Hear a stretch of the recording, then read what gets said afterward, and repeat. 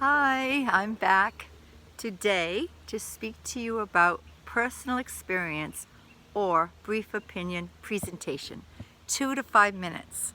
So we started off with the self-introduction, which had no time limit. It was just say it as naturally as you would as if you were in a classroom, no preparation needed.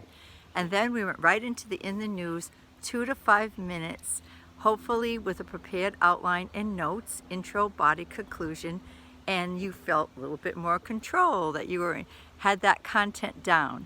And then we went into the informative, 4 to 6 minutes, and that could have been a demonstration like we saw, or something that was very familiar to you, a teaching speech. Then persuasion, 4 to 6 minutes, and again, like an informative presentation, but where your goal is to have an affect or an influence on your audience.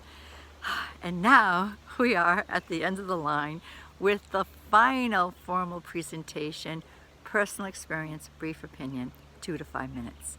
Hopefully you have gained some oral communication muscle and you have a little bit more of an understanding of what you need to do to be successful. Please keep notes with you. Please be planned and organized and thoughtful as you have been in the previous presentations. Just because this seems to be a more natural presentation where you're going to be telling us a story or a life lesson, a narrative about your life, you are the expert, that this would be easy. And many students say, well, I don't need to plan this. This will be definitely my impromptu. And then what I usually see is the nonverbal goes right down. One way of testing your own worthiness of your presentation is once you're done and before you send it on VoiceThread, watch it again, but this time shut off the volume and just look at your nonverbal. Are your hands organized? Are they together with your message? Do you seem to be calm and confident, or are you all over the place, right? Are you twirling your hair and looking all over and physically not looking comfortable or connected with your words? That is what happens oftentimes when we leave things for impromptu. You'll even see at some point in the presentation that deer in a headlight look, like startled, because you're not sure where your brain is going to go for the next word. So to eliminate all that stress, please be planned and be prepared and be thoughtful and be logical and keep good pacing. The topic you choose, as always, is up to you. It's what you choose to share. But it could be a life experience, it could be a funny story, something embarrassing, it could be something that happened this morning, or something that happened when you were a child. That would be a memoir, a memory you have. Make sure whoever you're sharing the information about is giving you permission, if it involves your family or friends, that sort of thing, right? Now, if you do not want to do a personal experience presentation, and you might have already written one of these as a narrative, in an essay, and then shake that out and put that into a prepared outline or notes and then deliver it. Okay, do a brief opinion. And a brief opinion, when I was a student, was called the pet peeve speech, like something you want to just shout out about, you have an opinion about, and you don't have to do any research. It's purely just your own conjecture and your own opinion. And usually it's something that's you have some energy for, or something that's upset you, but you just want to say a few words.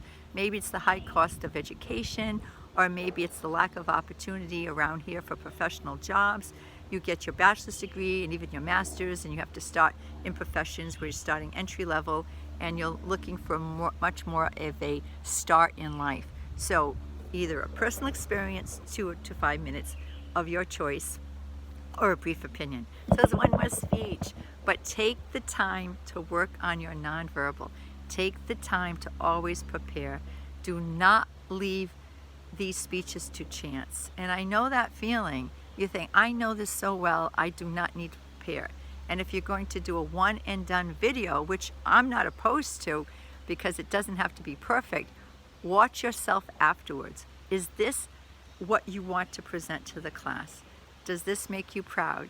Does this seem like you are learning something and that you are going to feel even more confident in the future to do any presentation because you've learned some good best practices that serve you. I always wish the best for my students, and this is the 6-week class, so it's been going by so fast. This may be your last time to do a video if you choose, because the final exam, which I will explain in another video, gives you a choice. You can write out your answers or do a video presentation. So this might be your final one for personal experience, brief opinion, or it may be not your final one. In any case, I've enjoyed watching these so much, and I know you get it. Sometimes students write back to me and say, "You really are enjoying these videos." I said, it just warms my heart, because this is not an easy assignment or an easy class to take.